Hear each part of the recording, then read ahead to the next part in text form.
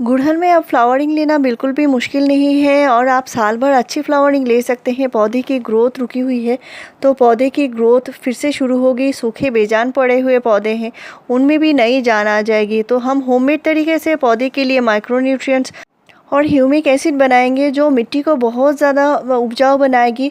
Plant में जितने सारे न्यूट्रिशन की ज़रूरत है, जैसे माइक्रो न्यूट्रिएंट्स है, जिंक है, बोरन है, मैग्नीशियम है, मैंगनीज है, इस तरह के सारे माइक्रो न्यूट्रिएंट्स आप होममेड तरीके से पौधे को दे सकते हैं। और गुड़हल में जो कलियां गिर जाती हैं माइक्रो न्यूट्रिएंट्स की कमी की वजह से, वो पूरा हो जाएगी।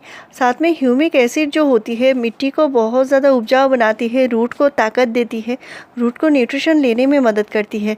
तो ये ह्यूमिक एसिड भी हम घर में ही बनाएंगे और इसी वजह से प्लांट में इतने अच्छे से अच्छी ग्रोथ भी होगी और फ्लावरिंग भी होगी। और इस तरह के प्लांट में हमेशा से ग्रोथ होनी ज़रूरी है और ग्रोथ अगर होती रहेगी तो प्लांट में हमेशा से फ्लावरिंग भी होगी। तो ग्रोथ होने के लिए क्या क्या काम करना है इस पर भी मैं डिटेल्स बताने वाली हूँ। तो प्लांट केयर मैं हमेशा से बताती हूँ क्योंकि प्लांट केयर जो होनी ज़रूरी है, तभी प्लांट में जाके अच्छी फ्लावरिंग आप ले सकते हैं, ग्रोथ ले सकते हैं और पौधा जो है हेल्दी रहेगा। तो पौधे को हेल्दी रखने के लिए कम से कम 3 से 4 घंटे की धूप अभी ज़रूर दीजिए। आप अपने जितने सारे हाइब्रिड गुड़हल के पौधे हैं, लेकिन अगर देसी गुड़हल के पौधे हैं तो उसको आप पूरे दिन के धूप में रखिए। साथ में ये जो है प्लांट को अच्छी से धूप के साथ साथ पानी भी ज़रूरी है।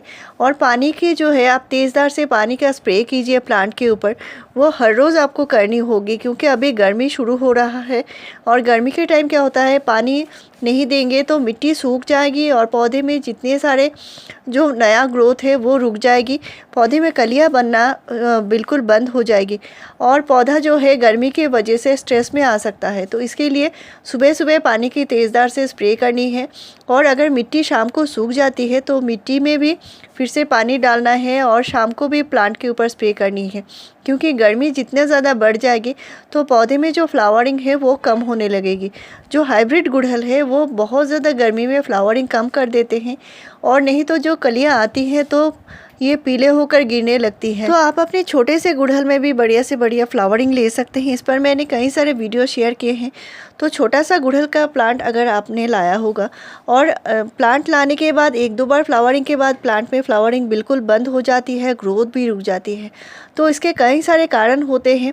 तो आपने गुड़हल अगर नया प्लांट लगाया होगा तो उस प्लांट को आप 3 से 4 घंटे की धूप दीजिए क्योंकि हाइब्रिड जो गुड़हल होते हैं इनको बहुत ज़्यादा धूप की ज़रूरत नहीं है। साथ में जो है इसका पानी का बहुत ज़्यादा ध्यान रखना है।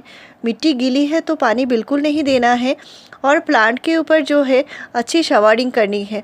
तो मिट्टी आप देख सकते हैं, मिट्टी एक बार इस तरह ड्राई हो जाए तभी मिट्टी में फिर से फर्टिलाइज़र देना होगा। लेकिन प्लांट की ग्रोथ जो चाहिए, ग्रोथ के लिए जो फर्टिलाइज़र देना होगा वो है कंपोस्ट। और कंपोस्ट अगर आप कावडंग कंपोस्ट देते हैं तो दे सकते हैं, नहीं तो आप वर्मी कंपोस्ट भी दे सकते हैं। कम से कम महीने में एक बार आपको 1 मुट्ठी कंपोस्ट मिट्टी में ज़रूर देनी होगी अगर इस तरह छोटे से पॉट में लगा हुआ है तो।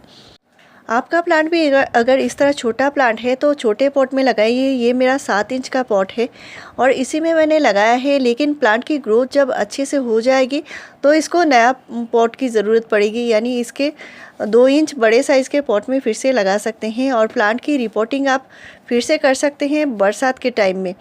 तो इस टाइम जो है प्लांट को ग्रोथ लेने के लिए जो देनी होगी वो है कंपोस्ट, और इसको आप सूखी तरीके से भी दे सकते हैं या लिक्विड तरीके से भी दे सकते हैं। तो लिक्विड तरीके से कैसे देना है इस पर भी मैंने डिटेल्स वीडियो शेयर किया हुआ है। और कावडंग कंपोस्ट जो होता है मिट्टी में बहुत सारा न्यूट्रिशन देता है, साथ में जो पौधे की नाइट्रोजन की रिक्वायरमेंट को पूरी करती है। तो यहाँ पे मैंने कावडंग जो पुराना जो गोबर का जो कंडा होता है इसको भिगा कर रखा है 4 दिन के लिए, और 4 दिन बाद इसका जो न्यूट्रिशन है पूरा पानी में आ चुका है। तो यहाँ पे मैंने आधे लीटर से थोड़ा कम पानी है और 2 कंडे के टुकड़े भिगा कर रखे हैं। तो इसको 4 दिन बाद ही इस्तेमाल करना है। और ये जो खाद है ये बहुत ही बढ़िया है पौधे की नया ग्रोथ लाने के लिए, और इस तरह लिक्विड तरीके से यूज़ करेंगे तो बहुत ही बढ़िया है। प्लांट बहुत जल्दी इनको एब्जॉर्ब कर लेते हैं और पत्ती के जो कलर आएंगे आप देख पाएंगे, बहुत ही डार्क ग्रीन कलर के पत्ते निकल कर आएंगे, क्योंकि इससे पौधे की नाइट्रोजन की रिक्वायरमेंट पूरी हो जाती है और ग्रोथ भी शुरू हो जाती है। तो इसको डाइल्यूट का जो रेशियो है, अगर आपने आधे लीटर फर्टिलाइज़र बनाया होगा तो कम से कम 4 से 5 लीटर नॉर्मल पानी मिलाकर ही पौधे में देना होगा।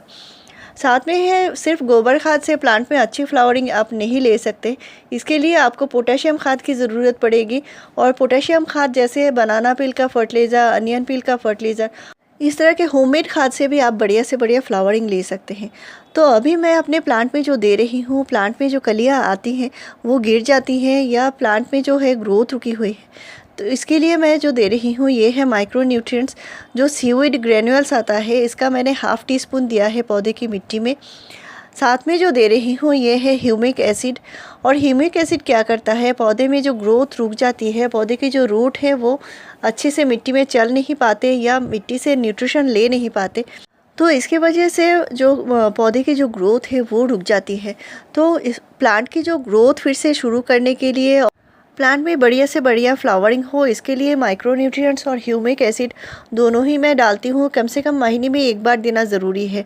तो आपके पास ये सारे चीज़ नहीं है तो आपको कौन कौन सी चीज़ डालनी है पौधे पर, ये मैं आगे बताऊँगी।